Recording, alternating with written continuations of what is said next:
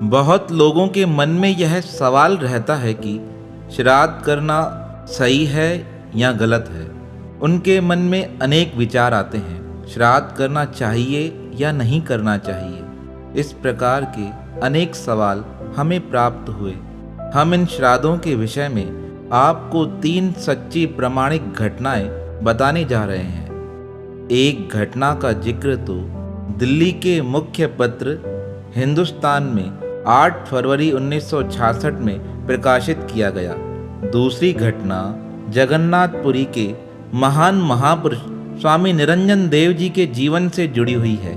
तीसरी घटना वृंदावन की महान भगवती मई पूज्य माता माँ आनंदमयी के जीवन से संकलित है। यह तीनों घटनाएं हमें यह सिखाना चाहती हैं कि श्राद्ध करना चाहिए या नहीं करना चाहिए। पहले हम स्वामी निरंजन देव जी के जीवन से जुड़ी घटना का विस्तृत वर्णन करते हैं। एक बार जगन्नाथपुरी के महान महापुरुष स्वामी निरंजन देव जी किसी सत्संग सभा के आयोजन के लिए बिहार में सनातन धर्म का विशेष सम्मेलन हुआ। स्वामी जी वहां उपस्थित हुए। सत्संग समाप्त हुआ। सत्संग समाप्ति के पश्चात स्वामी निरंजन देव जी किसी भक्त के घर में पहुंचे। उस भक्त के घर में जैसे ही स्वामी जी का आगमन हुआ, उसी क्षेत्र की एक तमिल महिला स्वामी जी के चरणों में प्रणाम कर कहने लगी, हे महापुरुष, मैं आपको अपने जीवन की एक सच्ची घटना बताना चाहती हूँ। आप कृपा कर उस घटना को सबके समक्ष प्रस्तुत कीजिएगा। यह घटना उन लोगों को ज्ञान देने वाली है जो श्राद्ध में विश्वास नहीं करते हैं। तब पूज्य स्वामी निरंजन देव जी ने उस माता से पूछा, आप अपना परिचय दीजिए और उस घटना का विवरण बताइए। तब वह माता कहने लगी, हम वैसे तो तमिल के हैं। तमिल में हमारी एक परंपरा है, जब माता पिता का स्वर्गवास हो जाता है तो उसकी संपत्ति पे बेटी का अधिकार हो जाता है। मेरे माता पिता का स्वर्गवास हो गया तो उनकी सारी जायदाद मेरे नाम से हो गई। शादी से पहले मेरा जीवन बड़ा सुखमय था। जब तक माता थी तब तक वह मेरा विशेष ध्यान रखती थी, पर माता के स्वर्गवास के पश्चात माता पिता की सारी जायदाद मेरे नाम से हो गई। पर अब मैं तो रहती हूँ बिहार में और जायदाद थी तमिल में।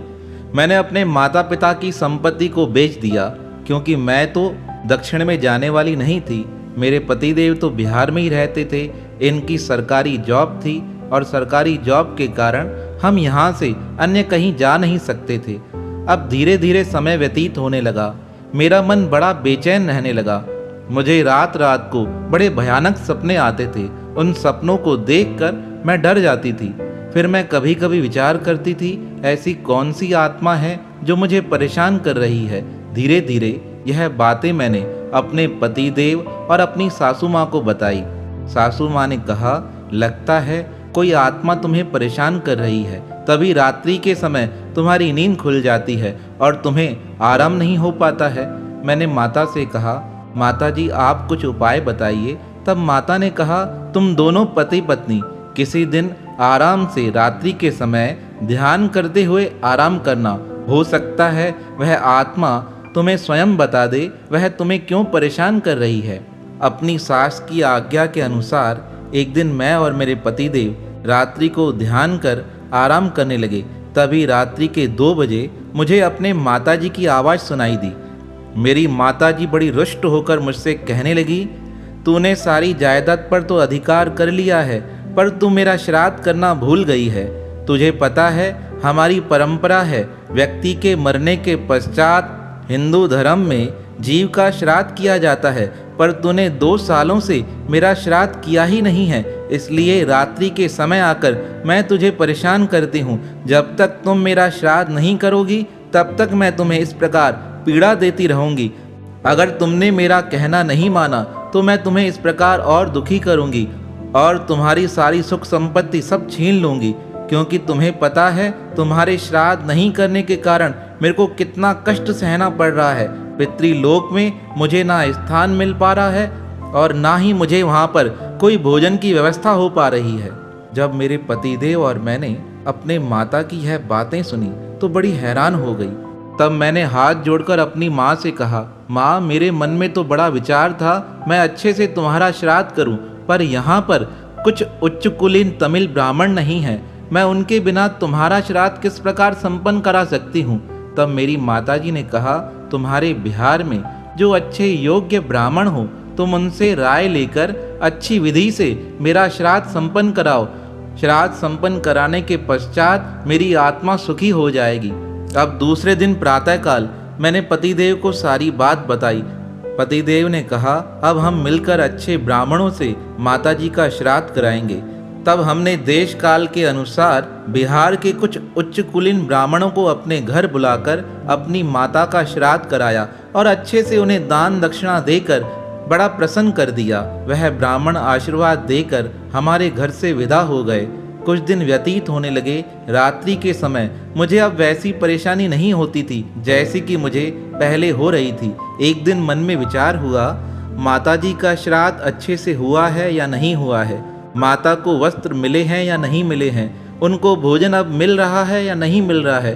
अनेक प्रकार के सवाल मेरे मन में उठने लगे। तब मैं रात्रि के समय अपनी माँ का चिंतन कर उन्हें कहने लगी, हे माताजी, क्या अब आपको सुख की अनुभूति प्राप्त हुई है? तब मेरी माताजी की वह आवाज़ मुझे पुनः सुनाई दी।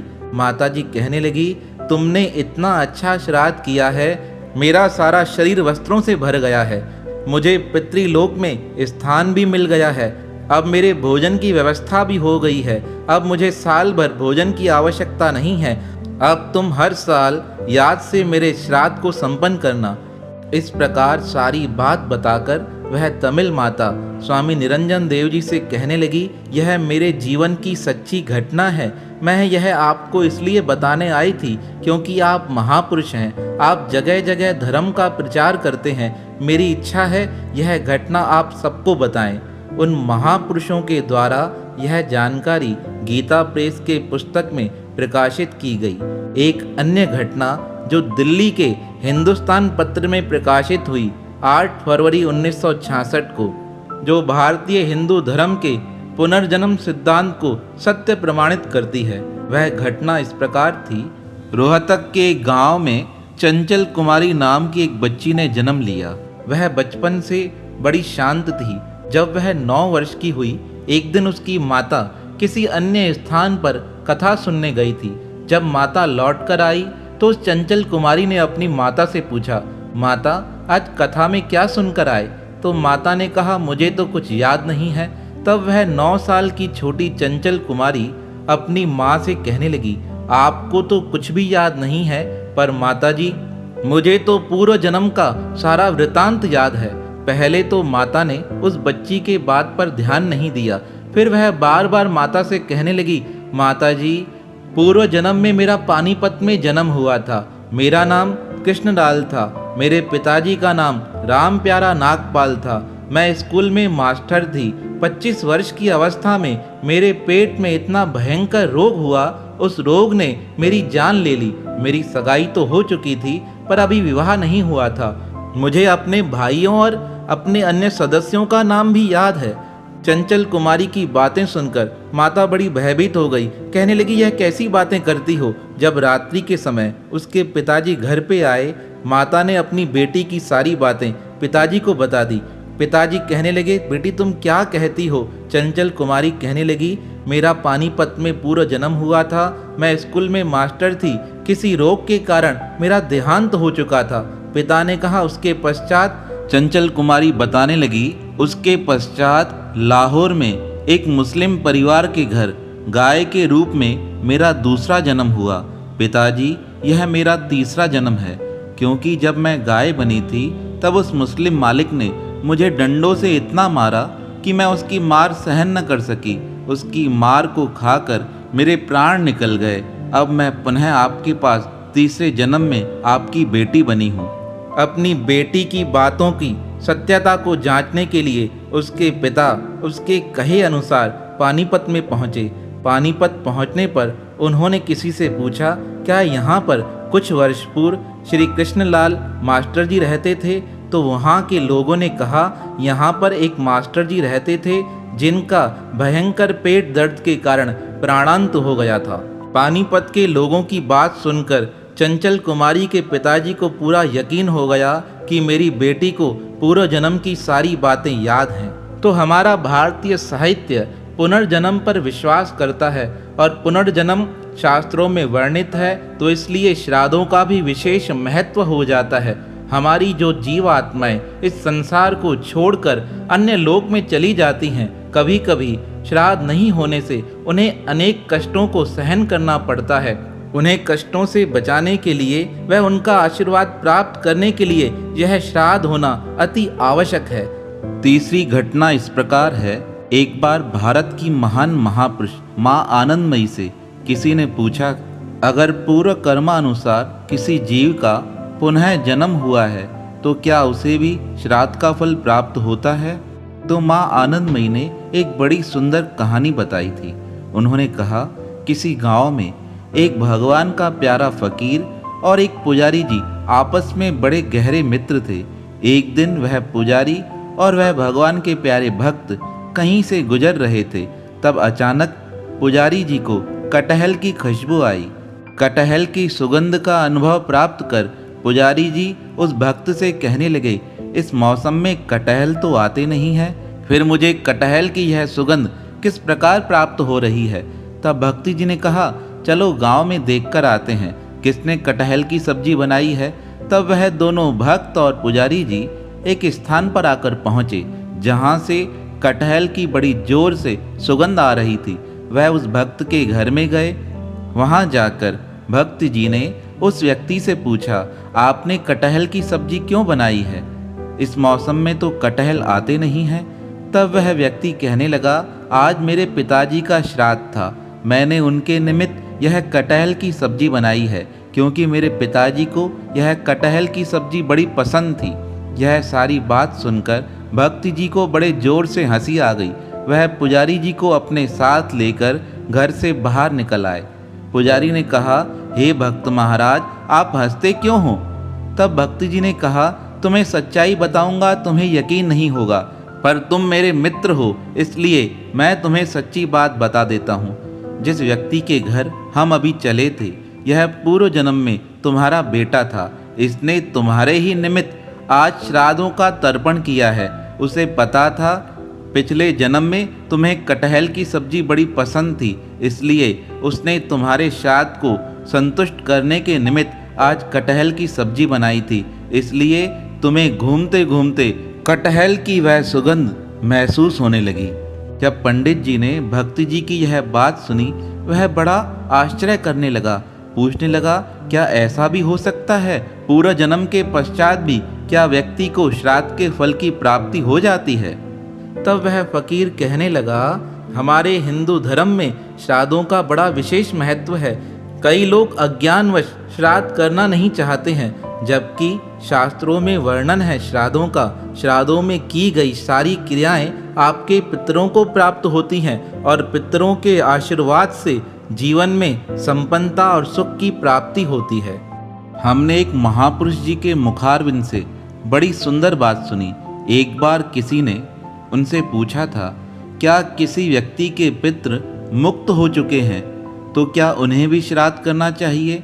और अगर वह श्राद्ध करेंगे तो उनका फल उनके पितरों को किस प्रकार प्राप्त होगा, क्योंकि वह तो मुक्त हो चुके हैं। तब महापुरुष जी ने बड़ा सुंदर उदाहरण देते हुए उस व्यक्ति को समझाया था कि जैसे तुम किसी व्यक्ति के नाम पत्र लिखते हो, वह पत्र लिखकर तुम उसके पते पर रवाना कर देते हो। अब जब तुम्हारा पत्र वहां पहुंचता है तो तुम्हें पता चलता है उस व्यक्ति ने घर बदल दिया है, तो वह पत्र उस व्यक्ति को तो मिलता नहीं, वह पत्र पुनः तुम्हारे पास वापस लौट कर आ जाता है।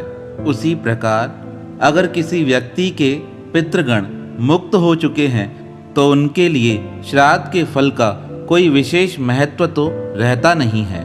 तो श्राद्ध का फल उस व्यक्ति को ही प्राप्त होता है जो अपने पितरों के निमित्त यह श्राद्ध करता है। हाँ, पर एक बात और है, वह पितृगण प्रसन्न होकर उसे आशीर्वाद अवश्य देते हैं। इसलिए इस श्राद्ध पक्ष में पितरों के निमित्त श्राद्ध करने का विशेष महत्व हो जाता है। भले आपके पितृ मुक्त हो चुके हों, कैसी भी अवस्था में हो, फिर भी उनके निमित्त यह श्राद्ध अवश्य करना चाहिए। अनेक पुस्तकों में तो वर्णन इस प्रकार सुनने को मिलता है कि जब तक बच्चा 5 वर्ष का होता है तब तक उसे श्राद्धों का ही भोजन प्राप्त होता है। जिस प्रकार उसके परिवार वाले पिछले जन्म के अनुसार श्राद्ध करते हैं, वह भोजन ही उस 5 वर्ष के बालक को प्राप्त होता जाता है। अनेक पुस्तकों में अनेक बातों का इस प्रकार वर्णन है। हमारे गुरुजी से किसी भक्त ने शंका करते हुए पूछा था, हे गुरुदेव, इस लोक में करने वाला श्राद्ध का भोजन पितृलोक में किस प्रकार प्राप्त हो जाता है? तब हमारे गुरुदेव ने बड़ा सुंदर सा उदाहरण देते हुए बताया था, जिस प्रकार आप भारत से किसी को फ़ोन करते हैं। अब फ़ोन में तार तो है नहीं, बिना तार के वह फ़ोन आपका कभी यूरोप लग जाता है, कभी जापान लग जाता है, कभी चीन लग जाता है। कभी सोचा है इस बारे में? पर आपकी बात हो जाती है, कहीं कोई कनेक्शन नहीं है, कोई तार नहीं है। तार के बिना भी आपकी बातें दूर बैठे व्यक्ति तक आराम से पहुंच जाती हैं। आप बताओ किस प्रकार वह बातें यहाँ से वहाँ जा पाती हैं? तब वह भक्त कहने लगा, महाराज, यह हवा अपने माध्यम से हमारी बातों को तरंगों के माध्यम से वहाँ तक पहुँचा देती है। तब गुरु महाराज ने हंसते हुए कहा, जब एक साधारण सी बात को हवा अपने माध्यम से यहाँ से वहाँ पहुँचा देती है, और यह श्राद्ध का विषय तो बड़ा भावात्मक है। यह हमारे हृदय की सच्ची भावनाएं पितृलोक में विराजमान हमारे पितरों तक पहुँच जाती हैं। वह भावनाओं के माध्यम से ही इस भोजन को स्वीकार करते हैं और अपने अंतर मन से हमें आशीर्वाद दे हमारा कल्याण करते हैं। इस विषय में शास्त्र ही प्रमाण है। हमारे शास्त्रों में जिन बातों का वर्णन किया गया है, उनका उसी अनुरूप पालन करना चाहिए जैसा उनके विषय में बताया गया है। हम जिन महापुरुषों को अपना आदर्श मानते हैं, उन परमात्मा प्रभु श्री राम ने भी अपने पिता श्री दशरथ जी का श्राद्ध तर्पण किया था। जब महाभारत का युद्ध समाप्त हो गया, तब भगवान श्री कृष्ण के कहे अनुसार पांडवों ने भी कौरवों का श्राद्ध तर्पण किया था। और श्री लक्ष्मी नारायण भगवान के विषय में तो एक बड़ा ही सुंदर प्रसंग आता है। उनकी कृपा से ही गया का वह स्थान निर्मित हुआ जहाँ पर सब लोग जाकर अपने पितरों का पिंडदान करके आते हैं। यह तो शास्त्र की परम सिद्ध बातें हैं। हम अपने बड़ों के आदर्शों पे चलकर अपने जीवन को सही दिशा प्रदान करें। आजकल कई विधर्मियों का हमारे धर्म पर बड़ा गहरा प्रभाव पड़ जाता है। उस प्रभाव के कारण हम अपने धर्म से हट जाते हैं। हमें अपने धर्म की मर्यादाओं में रहकर अपने पर्वों का पालन करना चाहिए। हमारे शास्त्रों ने जिन बातों का निर्देश दिया है, उन बातों का हरदम पालन करेंगे तो हमारा कल्याण हो जाएगा। तो यह श्राद्ध पर्व हमारे लिए करना अत्यंत अनिवार्य है। 3 सत्य घटनाओं के माध्यम से आपको इस विषय में समझ तो अवश्य आ ही गया होगा। मेरी आपसे यही प्रार्थना है, आप निरंतर प्रभु का सुमरन करते रहें। जिन बातों का शास्त्रों में वर्णन किया गया है, उनका अवश्य पालन करें। मैं पहली बार आपको एक बात कहने जा रहा हूँ। अगर आपको हमारी यह बातें, हमारी यह कहानियाँ पसंद आई हों, तो इसे अन्य भक्तों के साथ अवश्य शेयर कीजिएगा, क्योंकि यह सनातन धर्म का विषय है। इसलिए मैं चाहता हूँ इस विषय की जानकारी हमारे आने वाली पीढ़ियों को अवश्य होनी चाहिए। मेरे इस कार्य को आप अवश्य अन्य भक्तों तक पहुँचाएंगे, यही मेरी आपसे शुभेच्छा है।